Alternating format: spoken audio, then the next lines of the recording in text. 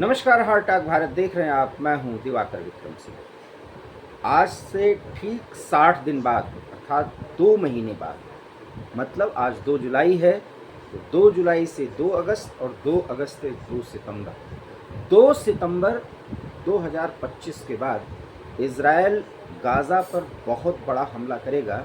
ये आज ही मेरी बात, या आप ये कह सकते हैं ये प्रोफेसी, भविष्यवाणी सुन सकते हैं और विचार कर सकते हैं कि आखिर में इतने दिन पहले मैं ये भविष्यवाणी क्यों कर रहा हूँ। सवाल ये है कि डोनाल्ड ट्रंप जो इस समय डैडी बन चुके हैं पूरी दुनिया के लिए, और किसी 2 देश या किन्हीं 3-4 देशों के बीच की समस्याओं का समाधान वो बातचीत के दौरान ही जो निकाल लेते हैं और उसके बाद अपने सोशल मीडिया पर जिस तरीके से वो उसको सर्कुलेट करते हैं, सार्वजनिक करते हैं, पोस्ट करते हैं, आप ये मान लीजिए कि ट्रंप पूरी दुनिया के साथ सचमुच में डैडी बन करके बड़ा खेल करने का काम कर रहे हैं। और इसमें उनके साथ मुख्य भूमिका में होते हैं उपराष्ट्रपति जेडी वेंस।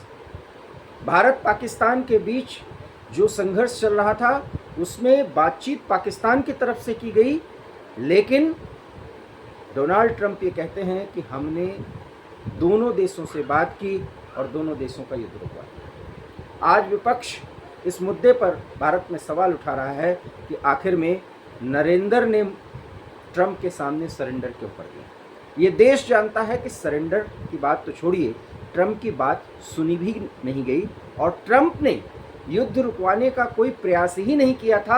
हाँ, पाकिस्तान जब गिड़गिड़ा रहा था तो पाकिस्तान की बात सुन करके वो भारत से पाकिस्तान की मजबूर स्थिति को बता रहे थे। इतना जेडी वेंस ने जरूर किया था, और ये मैं नहीं कह रहा हूँ, ये भारत के विदेश मंत्री एस जयशंकर बोले हैं, बाकायदा अमेरिका में बोले हैं, और वो ये कह रहे थे कि जब ये सारी घटना घटी थी तो मैं उस कमरे में बैठा हुआ। खैर, आप ये कह सकते हैं कि एस जयशंकर भी तो मोदी के मंत्री ही हैं, वो तो वही बोलेंगे जो नरेंद्र मोदी बोल रहे हैं। ये आपके ऊपर है, आप क्या मानते हैं। लेकिन ये देश जानता है कि कम से कम अमेरिका के सामने ऑपरेशन सिंदूर के दौरान और उसके बाद और आज तक भारत झुका नहीं है, बल्कि उसको बराबर जवाब दे रहा है। खैर, हम फिर वापस मुद्दे पर आते हैं। आज से ठीक 60 दिन बाद गाज़ा पर बहुत बड़ा हमला होगा। हमले अभी भी हो रहे हैं, लेकिन होगा क्यों? क्योंकि डोनाल्ड ट्रंप फिर डैडी की भूमिका में आए, और अभी कोई बातचीत का एक प्रोसीजर आगे बढ़ ही रहा था, सहमति बन ही रही थी, लेकिन उसके पहले उन्होंने ट्रुथ सोशल पर, जो उनका अपना सोशल मीडिया का हैंडल है, वहाँ से उन्होंने एक पोस्ट कर दिया, और उस प्लेटफॉर्म से पोस्ट ये किया कि इज़राइल इस बात पर सहमत हुआ है कि वो 60 दिन का एक युद्ध विराम गाज़ा और इज़राइल के बीच बातचीत के दौरान सहमति बनी है, और उस पर इज़राइल अमल करेगा।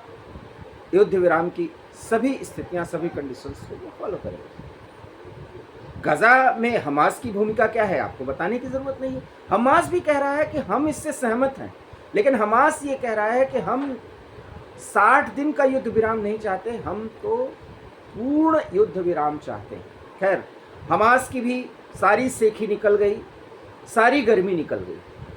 भाई, 60 दिन का युद्ध विराम आप पालन करिए, और उसके बाद अगर इज़राइल गलत करे तो आप फिर अपना कार्रवाई करिए। खुली बात है, ये कोई चने की झाड़ पर चढ़ाने की बात नहीं है, और विदेश नीति के संदर्भ में बात करने के लिए कुछ सामान्य शब्दों का इस्तेमाल करना चाहिए। भाई, अगर आप में इतनी ताकत है और ईरान में इतनी शक्ति है तो आपको वो 60 दिन में मजबूत बनाएं, फिर से आप अपने आप को रिबिल्ड कर सकें, रीयूनाइट कर सकें, गाज़ा में अपने लोगों को रिक्रूट कर सकें और फिर इज़राइल से लड़ें। लेकिन सच समझिए, और मैं बराबर बोलता हूँ, जब से ये संघर्ष शुरू हुआ है, यही नहीं, 7 अक्टूबर के बाद जब हमास ने इज़राइल पर हमला किया था 2023 से आज तक, हमास ने वास्तव में अपने लिए कब्र खोद लिया है। और ये कोई लड़ाई धर्म की नहीं है, ये एक संप्रभु राष्ट्र पर हमला है। इज़राइल एक देश है, ये मानना होगा। और मैंने एक वीडियो बनाया था हार्ट अटैक भारत पर, अब्राहम अकॉर्ड पर पूरा मिडिल ईस्ट काम कर रहा है। और वो अब्राहम अकॉर्ड क्या है वो भी हमने बताया। हालांकि अगर ये अमेरिका का प्रयास है और उसमें डोनाल्ड ट्रंप का ये प्रयास है तो वो सफल होना चाहिए। और ये प्रयास मैं बेहतर मानता हूँ कि इज़राइल और अरब कंट्रीज़ के हर एक सदस्य देश एक दूसरे के वजूद को मानेंगे, एक दूसरे के संप्रभुता को मानेंगे और उनके संप्रभुता की इज्जत करेंगे।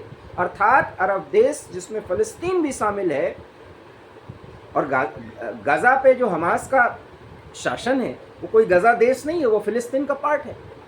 और अगर ये जिद हमास करेगा तो इज़राइल कब्जा कर लेगा और कर फिर ट्रंप कहेंगे कि गाज़ा को हम बनाएंगे, हम उसको गोद ले लेंगे। तो ये सब तो कट्टरपंथी ताकतें कर रही हैं ना।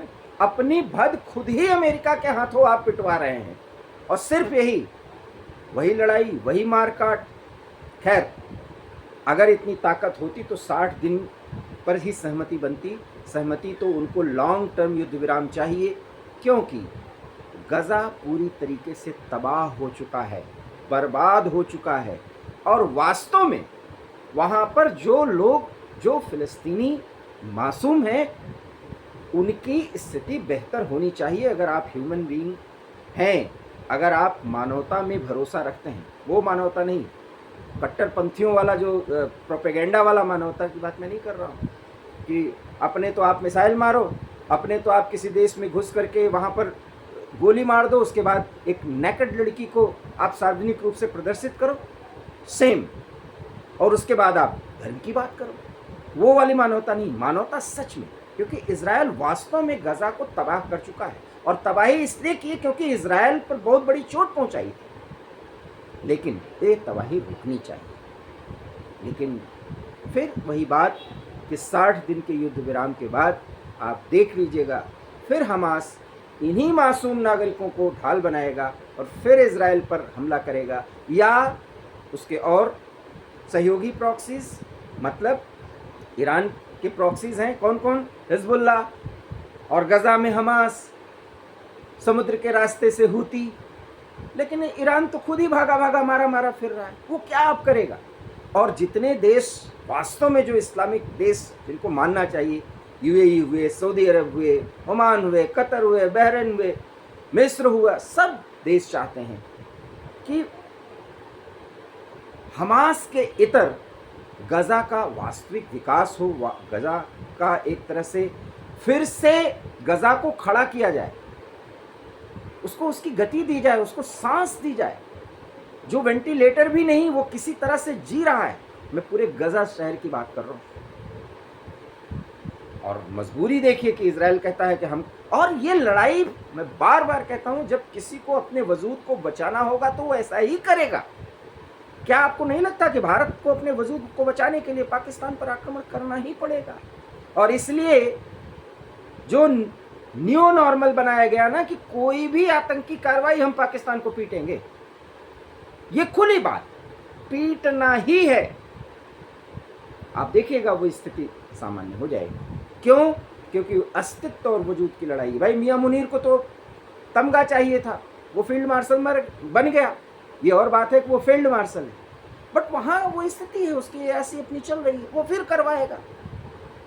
और अभी तो खबर ये भी है ना, आपको बताते चलें चलते चलते कि यूएनएससी में, United nation security council, Bharat सुरक्षा परिषद जिसे आप कहते हैं, और जो है, अब आप सामान्य शब्दों में समझिए, उसमें अस्थायी सदस्य के रूप में किसी को अध्यक्ष बनाया जाता है, उसका एक टर्म होता है, अल्फ़ाबेटिकली चलता है। पाकिस्तान को उसकी अध्यक्षता मिली और उधर कश्मीर का राग पाकिस्तान ने छेड़ दिया। लेकिन यूनाइटेड नेशंस के सिक्योरिटी काउंसिल में भी वो मुद्दा उठाएगा तो डिप्लोमेटिकली वो फेल्ड होगा। ये मुद्दे यूनाइटेड नेशंस में उठाने से भी कुछ नहीं होने वाला। ये क्योंकि भारत की आवाम ये कहती है कश्मीर हमारा है, और वो कहते हैं हम 1000 साल लड़ेंगे, हम कहते हैं हम 2000 साल लड़ेंगे। ये तो लड़ाई है। तो ये वजूद की लड़ाई, और इस वजूद की लड़ाई में उनकी जिद है, क्योंकि उनको तो कैसे कहें, जिवह करना तो उनकी आदत है, वो प्रतिदिन करते हैं। और कहना तो नहीं चाहिए, जो जिसको वो काफिर कहते हैं, जब वो अपने पे आता है तो वो खून पीता है। क्योंकि वो काली का पुजारी होता है। ये अंतर नहीं, ये बिल्कुल सच है, काली का पुजारी होता है। और यहाँ तो हलाल थोड़ी किया जाता है, यहाँ तो एक बार में मारा जाता है।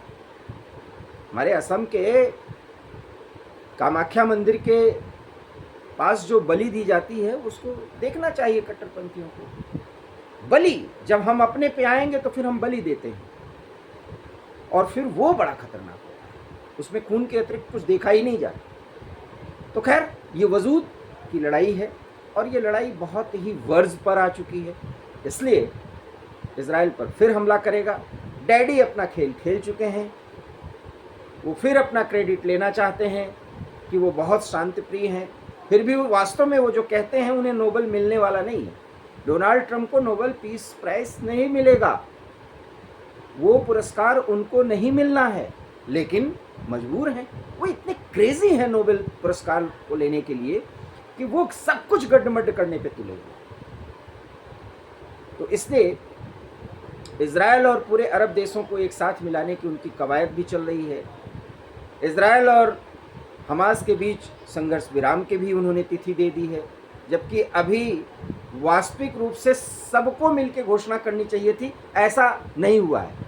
ये होने में अभी 3 दिन है, लेकिन डोनाल्ड ट्रंप ने अपने सोशल मीडिया पर प्लेटफॉर्म पर पोस्ट कर दिया है। अब आपकी मर्जी है, आप उसे माने ना माने, उन्हें झक्की समझें, उन्हें डैडी समझें, उन्हें बकबकी वाला करने वाला समझें, उन्हें अर्धविक्षिप्त समझें, जो समझना हो समझें।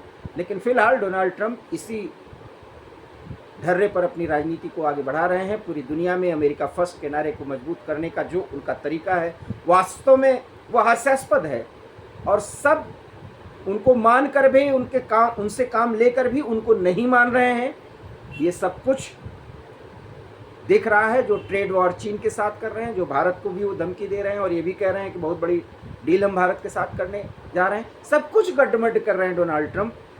लेकिन इस गड्ढमड्ढ के खेल में 60 दिन का युद्ध विराम इजराइल और हमास के बीच करवाने की बात कह करके आने वाले 61वें या 62वें दिन फिर इजराइल कहर बन करके टूटेगा गाज़ा पर, ये आप मान लीजिए, क्योंकि युद्ध विराम की सही परिस्थितियां तो डोनाल्ड ट्रंप बना ही नहीं पाए हैं, और वो बिना अरब देशों के साथ आए और हमास पर कंट्रोल किए संभव ही नहीं हो सकता। आप हमारी इस बात से सहमत हो? प्लीज़ इस वीडियो को लाइक कीजिए, शेयर कीजिए, कमेंट कीजिए। अगर आपको अच्छा लगा हो तो हार्ट ऑफ भारत को, जो हमारा चैनल है, उसे सब्सक्राइब कीजिए, क्योंकि ये चैनल आपका है। हम ऐसे हर दिन मुद्दे रखते हैं जिस मुद्दे पर आपको सोचने के लिए मजबूर होना पड़ता है। बहुत बहुत धन्यवाद। नमस्कार।